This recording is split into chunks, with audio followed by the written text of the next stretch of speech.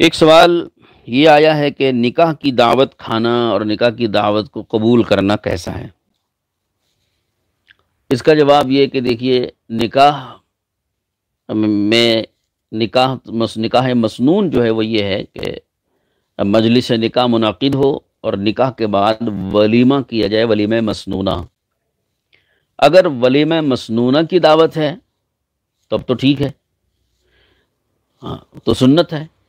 لیکن اس کے علاوہ جو رسم چل پڑی ہے، جو آج کل بہت زیادہ اس کا رواج ہو گیا ہے، وہ یہ کہ ولیمہ مسنونہ اگلے دن ہوتا ہے۔ پہلے دن جس دن نکاح ہوتا ہے اس دن دعوت لڑکی والوں کی طرف سے ہوتی ہے۔ اس کو عام طور پر نکاح کی دعوت کہا جاتا ہے، عرف میں اس کو نکاح کی دعوت شمار کرتے ہیں کہ لڑکی والے پہلے دن کھلائیں گے اور اگلے دن لڑکے والے ولیمہ کھلائیں گے۔ تو یہ جو لڑکی والوں کی طرف سے دعوت ہوتی ہے، نکاح کی دعوت، یہ کہیں سے ثابت نہیں ہے۔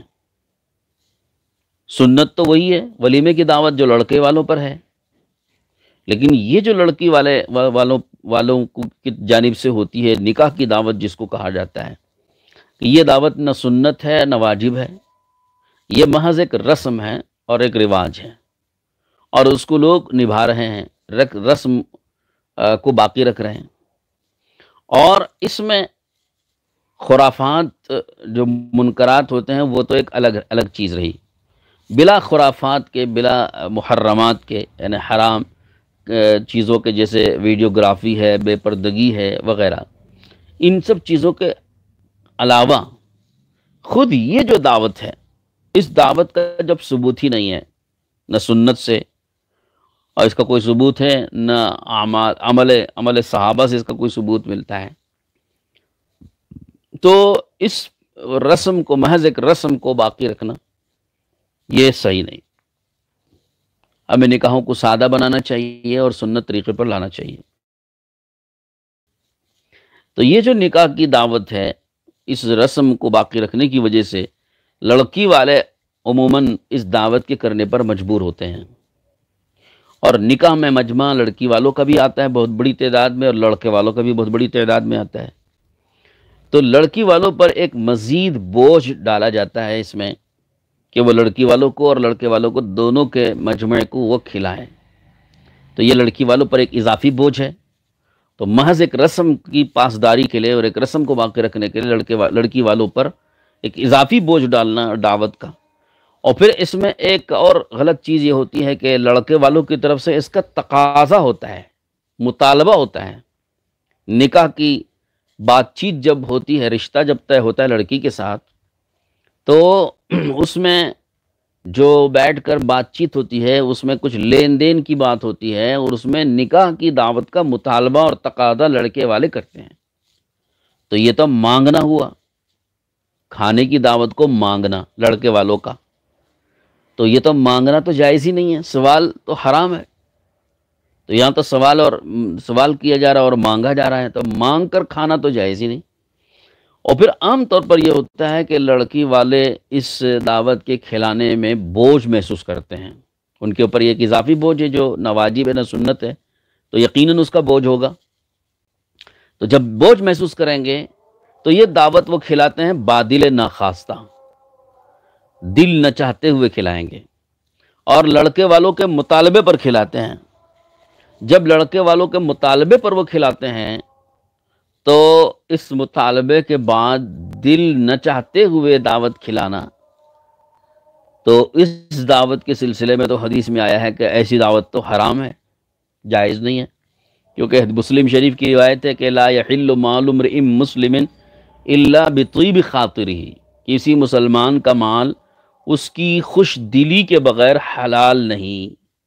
اب یہاں لڑکی والوں کی طرف سے خوش دلی نہیں ہو رہی ہے، بد دلی ہو رہی ہے، بادل نخواستہ وہ کھلا رہے ہیں، تو مال کو ان کی خوش دلی کے بغیر کھانا ہوا، جو کہ جس کو حدیث میں حرام اور ناجائز کہا گیا۔ تو لڑکے والے جب یہ مانگ کر دعوت لیتے ہیں اور لڑکی والے اس کو بادل نخواستہ کھلاتے ہیں، تو دعوت ساری کی ساری ایک مطالبے کے ساتھ ہونے کی وجہ سے، بادل نخواستہ ہونے کی وجہ سے ایک حرام ہوا۔